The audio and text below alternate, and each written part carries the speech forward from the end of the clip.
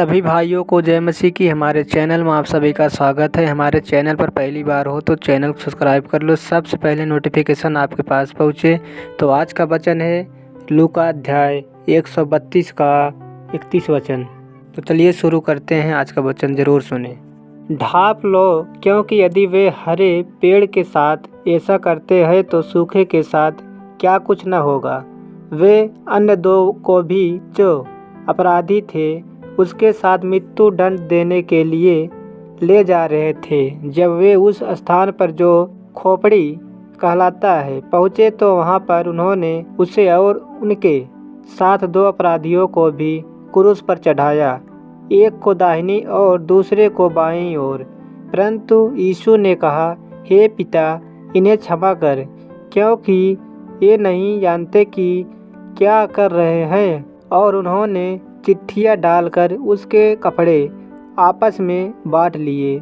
लोग समीप खड़े होकर देख रहे थे, यहाँ तक कि अधिकारी भी यह कहकर उस पर ताना मार रहे थे, इसने अन्य लोगों को बचाया। यदि यह परमेश्वर का मसीह अर्थात उसका चुना हुआ है तो अपने आप को बचाएं। सैनिक भी उसके पास आकर इकट्ठा करने और सिरका पिलाकर कहने लगे, यदि तू यहूदियों का राजा है तो अपने आप को बचा। और उसके ऊपर यह दोष पत्र भी लगा था, यह यहूदियों का राजा है। जो वह लटकाए गए थे उनमें से एक अपराधी यह कहकर उसकी निंदा कर रहा था, क्या तू मसीह नहीं? अपने आप को और हमें बचा।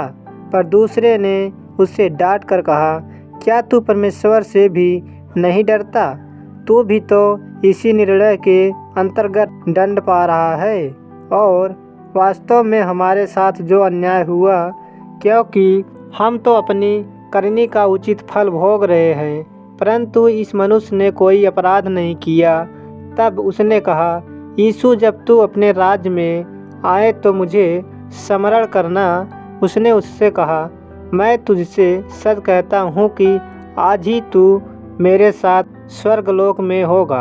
अब यह दोपहर के लगभग 12 बजे का समय था और 3 बजे दिन तक सारे देश में अंधकार छाया रहा, क्योंकि सूर्य का प्रकाश जाता रहा। तब मंदिर का पर्दा बीच से फट गया और यीशु ने ऊंचे स्वर में पुकार कर कहा, हे पिता, मैं अपना आत्मा तेरे हाथों में सौंपता हूँ। यह कहकर उसने प्राण त्याग दिया।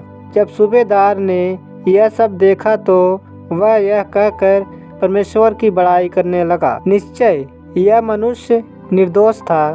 तब सारी भीड़ जो यह दृश्य देखने एकत्रित हुई थी, जो कुछ हुआ उसे सब देख चुकी, तो अपनी छाती पीटती हुई लौटने लगी।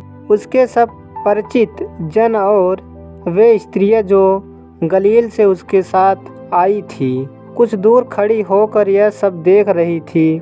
देखो, यीशु नामक एक मनुष्य जो महासभा का एक सदस्य, जो सज्जन व धर्मी पुरुष था, उसने उनकी योजना और कार्य के प्रति सहमति प्रकट नहीं की थी।